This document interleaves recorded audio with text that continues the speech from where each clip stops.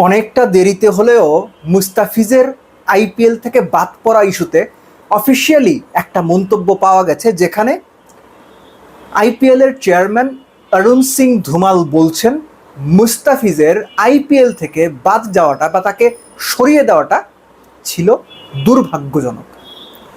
এবং এর চাইতেও দুর্ভাগ্যজনক ব্যাপার হচ্ছে, বাংলাদেশের অনেক মিডিয়ায় এই সংবাদটাকে এমনভাবে প্রচার করা হচ্ছে যে মুস্তাফিজকে সরিয়ে দেওয়ার ভুল স্বীকার করলো আইপিএল কর্তৃপক্ষ। এখন একটা ব্যাপার খেয়াল করেন, একটা লোক বলতেছে দুর্ভাগ্যজনক, আমাদের অনেক মিডিয়া বলতেছে ভুল স্বীকার করলো। দুটো এক হইল কোনোভাবে, মানে এই ব্যাপারগুলো না খুব আনফর্চুনেট, ওই যে দুর্ভাগ্যজনক। আমি এক্স্যাক্টলি পড়ে শোনাচ্ছি মুস্তাফিজ ইস্যুতে আইপিএল চেয়ারম্যান কি বলেছেন, তারপরে বাদ বাকি কথা। আমি টাইমস অফ ইন্ডিয়ার নিউজটা ওপেন করেছি, সেখানে তিনি বলছেন, কোট করা, I would only say it was unfortunate. সহজ বাংলায় আমি শুধু বলবো এটা ছিল দুর্ভাগ্যজনক। এর পাশাপাশি এর সাথে তিনি ছোট করে অ্যাড করেছেন যে beyond that I do not have much knowledge. সাধারণভাবে বললে যে এর বেশি আমার আর কিছু বলার নাই, বা এই সম্পর্কে আমার আর কোনো কিছু জানার নেই, শেষ। এখন এই যে একজন মানুষ বলছেন দুর্ভাগ্যজনক, আমরা সেটাকে বানিয়ে দিচ্ছি, ভুল স্বীকার করেছেন, ব্যাপারটা ভালো হয় না।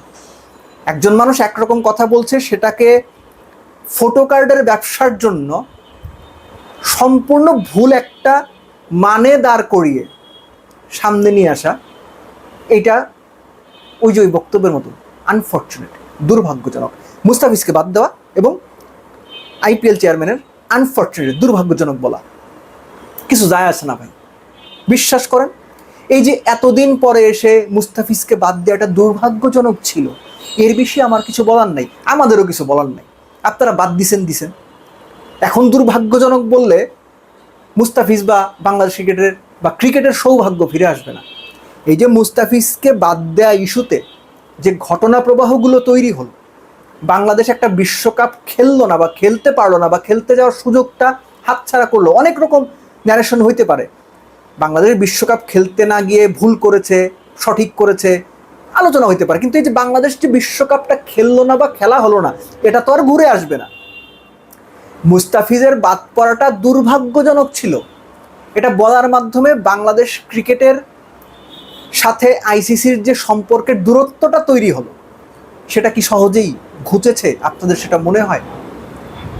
এই যে মুস্তাফিজকে বাদ দেয়া কেন্দ্র করে ভারতের ক্রিকেট বোর্ড বা বিসিসিআই সরাসরি আইপিএল কর্তৃপক্ষকে ডিঙিয়ে কলকাতা ফ্র্যাঞ্চাইজিকে, কিংবা আইপিএল কর্তৃপক্ষকে দিয়ে কলকাতা ফ্র্যাঞ্চাইজিকে বলিয়ে, এটা আমার কথা না, বিভিন্ন গণমাধ্যমে সংবাদ হয়েছে, ভারতীয় গণমাধ্যমে, যে সরিয়ে দেওয়া হয়েছিল, এটা কি খুব ভালো উদাহরণ হয়েছিল?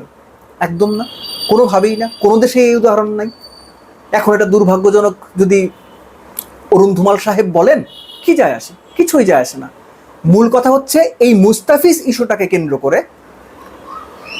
ক্রিকেট রাজনীতির মেরুকরণকে কেন্দ্র করে, ক্রিকেট রাজনীতিটাকে হাতিয়ার বানিয়ে যে পরিস্থিতি তৈরি করা হলো, বাংলাদেশ ক্রিকেটের সঙ্গে অন্যান্য সংশ্লিষ্ট পার্টিজের যে ক্রিকেট রিলেশনগুলোকে দুর্বল করার চেষ্টা করা হলো, কিংবা দুর্বলতার দিকে নিয়ে যাওয়া হলো, এগুলো তো ঘুরে আসবে না, দুঃখজনক বলে। যেটা হতে পারে যে আগামীতে এই দুর্বল হয়ে যাওয়ার সম্পর্কগুলো রিপেয়ার করার চেষ্টা হতে পারে, সেটা বাংলাদেশের পক্ষ থেকে, আইসিসি কিংবা বিসিসিআর পক্ষ থেকেও ডেফিনেটলি একই রকম হওয়া উচিত বা হওয়াটাই যৌক্তিক।